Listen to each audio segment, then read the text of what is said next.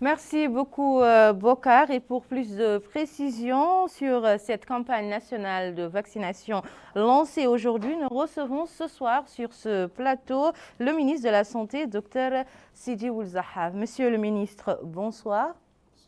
Merci d'avoir répondu à notre invitation. Après avoir supervisé aujourd'hui le lancement de la seconde campagne de vaccination contre la COVID-19, pouvez-vous nous dire dans quelles circonstances d'abord cette cérémonie s'est déroulée? Merci beaucoup. Alors, la campagne qui a été lancée aujourd'hui, elle vient à point nommé dans un moment propice de notre riposte. D'abord, c'est qu'elle intervient à un moment où on a une vague de Covid, une vague assez méchante, avec la présence des variants, du variant Delta, qui se propage le plus rapidement parmi les différents variants, et également qui cause aussi des dégâts en termes de santé, en termes de vies humaines. L'autre particularité du contexte de cette campagne, c'est qu'elle intervient au moment où on a quand même une quantité considérable de vaccins dans le pays, à savoir 300 000 doses de Johnson Johnson, le vaccin à une dose unique, et 300 000 autres doses de Sinopharm qui est administré en 2 doses. Aussi, on attend l'arrivage de 165 000 doses d'AstraZeneca, 200 000 de Sinopharm. Et donc, avec ce nombre de vaccins déjà disponibles dans le pays, les vaccins attendus, vraiment c'est le moment propice pour lancer une campagne pour accélérer l'utilisation de ces vaccins et pour profiter de leur effet pour juguler la vague actuellement en cours.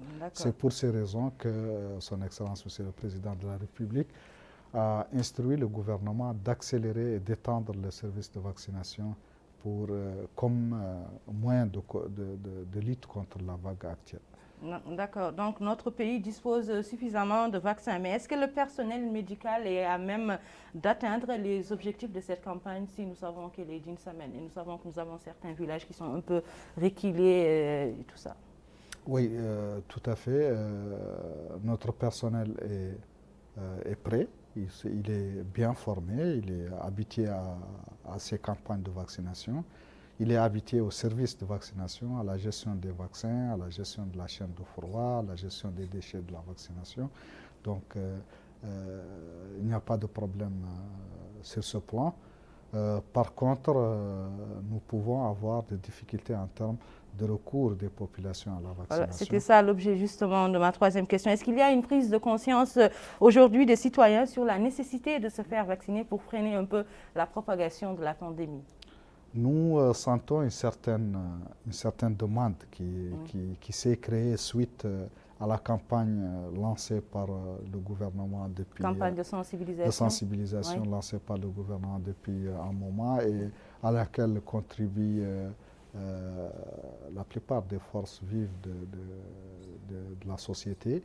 Et donc on sent déjà une certaine demande, mais elle n'est pas aussi suffisante pour nous permettre d'atteindre facilement les objectifs fixés. En effet, comme vous savez, l'exposition au Covid et les risques de propagation du Covid est surtout dans les centres urbains. Oui.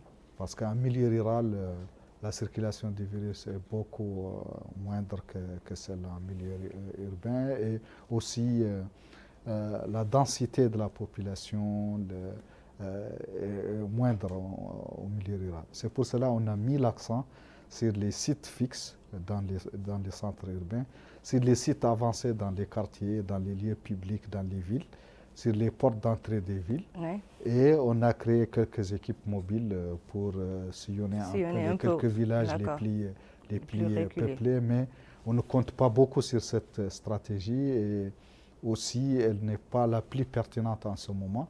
Ce qui est pertinent en ce moment, c'est d'aller vacciner ceux qui sont le plus exposés.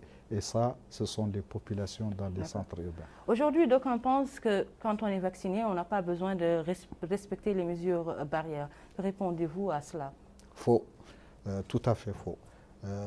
même si on est vacciné, on doit continuer à observer les mesures de protection, les mesures de distanciation, de port de masque, etc. Parce que même quand on est vacciné, on peut quand même être contaminé par le virus et on peut le transmettre aux autres. Oui, c'est vrai que quand on est vacciné, on ne contracte pas les formes graves de cette maladie. Et c'est ça qui a été observé partout dans le monde et même ici chez nous. Oui. Parmi les cas graves hospitalisés, les décès, on rencontre rarement des personnes vaccinées. Donc ce qui est déjà un très bon effet de la vaccination. Mais pour freiner la propagation de l'épidémie, il faut, en attendant d'avoir des couvertures très élevées en matière de vaccination, il va falloir continuer à observer les mesures. Votre dernier mot, Monsieur le ministre? Alors, le dernier mot, ce sera un appel à la vaccination massive.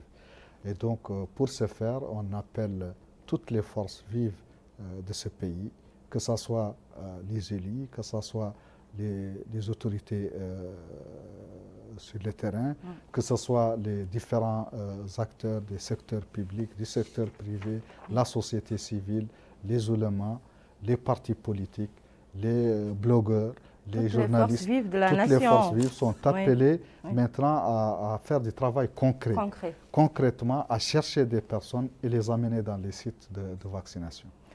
Merci beaucoup, Monsieur le ministre de la Santé, Monsieur Dr Sidi Ould Zahaf, d'avoir répondu à notre invitation et à nos questions. La suite de ce journal, toujours marquée par l'actualité relative à la campagne nationale de vaccination lancée aujourd'hui. Et c'est dans cette perspective que la ministre des Affaires sociales, de l'Enfance et de la Famille,